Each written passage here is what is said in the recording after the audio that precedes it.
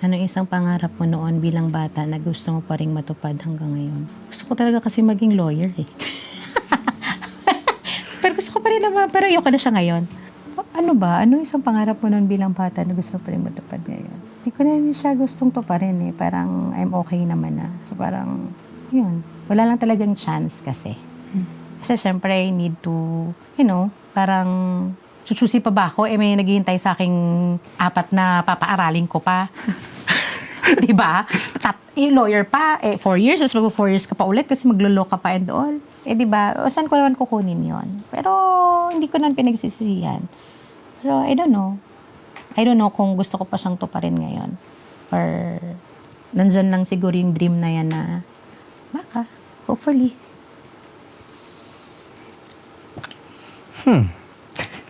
Napakaseryoso, no? Isang pangarap ko noon nung bata ako.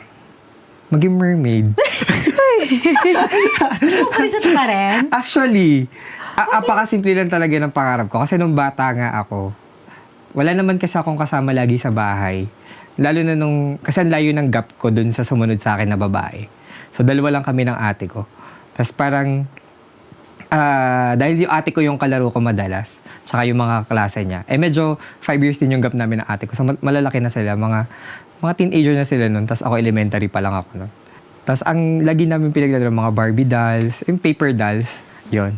Tapos, ang pangarap ko lang talaga, nung bata pa ako nun, ang laging palabas sa TV, yung sila Marina. May buntot talaga eh. Pangarap ko talaga maging mermaid. Tapos may dagat dun malapit sa amin na lagi kong pinupuntahan. Pagka yung after school. Dagat talaga ang punta ko. Tapos pangarap ko talaga maging mermaid. Lahat ng kabaklaan ng pagiging mermaid, ginawa ko na yung mga kumot, yung punda, yung unan. Ginagawa kong tail yun. Kasi siguro kung papangarapin ko yun, kung pwede maging real life mermaid, why not? Pero kung hindi, siguro tatry ko na lang siya sa beach. Actually, nagpaplano na ako mag-add to cart nun. Kaso ang mahal din kasi. Oo. Diba?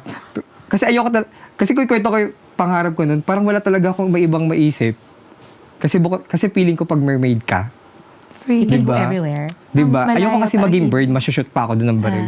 Hindi maging mermaid na lang ako, mag-swim ako dun with the sharks. Go. Ako naman, pagiging doctor. Especially cardiologist.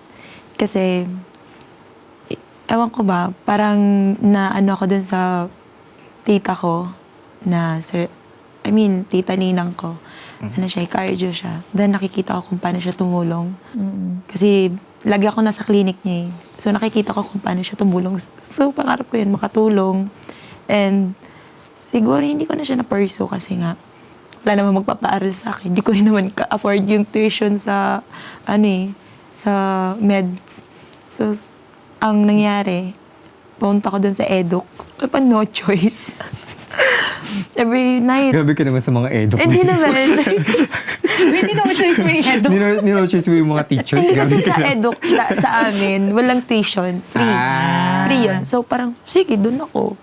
Kasi wala naman akong pang-provide sa sarili ko na pang-tuition. So dun ako sa free. 'Di ba?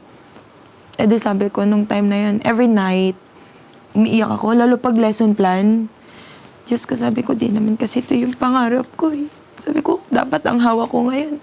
Yung stethoscope, mga ganun. Hindi dapat ganito na lesson plan. Pero syempre, sabi ko, may reason naman lahat.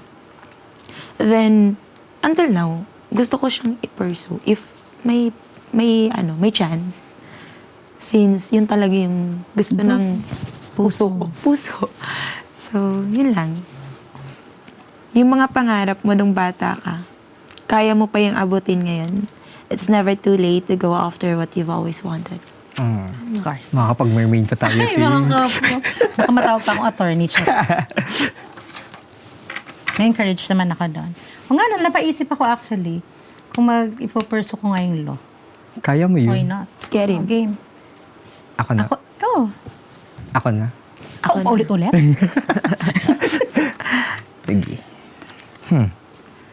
Ano ang isang life lesson na natutunan mo this year na hindi mo inasahan? Ulitin ko. Ano ang isang life lesson na natutunan mo this year na hindi mo inasahan?